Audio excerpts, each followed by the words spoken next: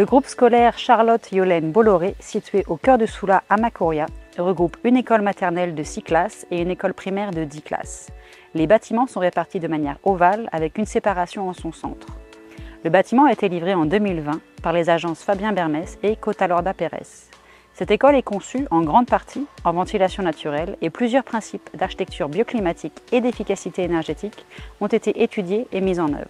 Les salles de classe et les salles de repos sont ainsi toutes conçues en ventilation naturelle avec un aspect traversant. Des brasseurs d'air y sont installés pour assurer une vitesse d'air et un confort suffisant lors des journées sans vent. Des ouvertures ont été placées dans les lieux communs et les sanitaires. Du point de vue de l'éclairage naturel, des puits de lumière en lanterneaux ont été placés dans le réfectoire et un patio végétalisé a été choisi pour la bibliothèque.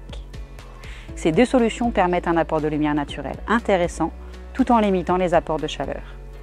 Enfin, la place de la végétation est prépondérante et participe pleinement au confort des occupants. Le volet paysage du projet a été travaillé en adaptant les coutures du groupe scolaire au site et au maintien des logiques naturelles. L'ambition était de maintenir les traces de l'existant, la topographie, la couverture végétale et le sol, et d'organiser les usages pour lier le groupe scolaire dans le quartier résidentiel. Le maintien de l'îlot de végétation existant au cœur du projet est apparu comme une évidence, afin de préserver la biodiversité endémique, conserver l'ombrage, apporter de la fraîcheur par évapotranspiration et bénéficier du bon albédo de la végétation dès la livraison. La complexité a été de construire le bâtiment autour sans dénaturer la masse de végétation et la gestion de la différence altimétrique. Cet îlot regroupe les essences de la forêt originelle de Soula et est aujourd'hui un lieu pédagogique investi grâce à un chemin en sable et du mobilier à l'échelle de l'enfant. Autour du groupe scolaire, le parvis fait la liaison avec le contexte urbain de Soula.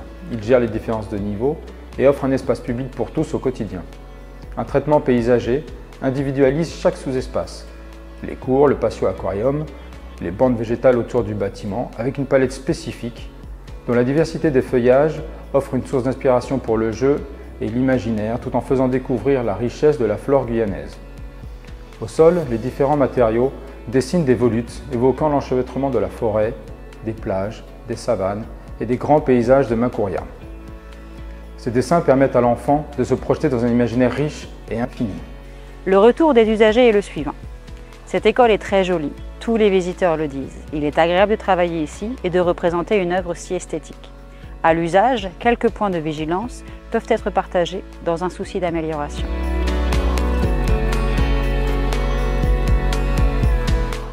Les aspects d'atténuation et d'isolation acoustique sont bien pensés et bien réalisés. Des panneaux de fibres de bois sont disposés en plafond et atténuent les bruits inhérents à la ventilation naturelle et aux usages de classes d'écoles maternelles et primaires. L'îlot central de la cour de l'école primaire apporte un aspect pédagogique et ludique certain pour les activités liées au vivant et au végétal. En revanche, cela dessert l'espace pour les activités sportives par l'encombrement généré.